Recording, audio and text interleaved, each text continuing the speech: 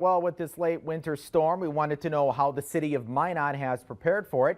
Public Works tells us snow removal equipment is ready to go. Assistant Public Works Director Jason Sorensen says the city has a snow removal plan for this weekend storm. Once the snow falls, they begin sprinkling a sand-salt mixture at intersections, and depending on the amount of snowfall, they may use salt brine.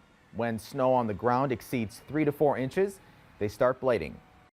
That's where we concentrate, is making sure that we concentrate on all those emergency routes, the hills around schools. Those are kind of our priorities.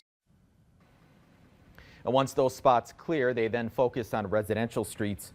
Sorensen says most of the highways are cleared by the state DOT.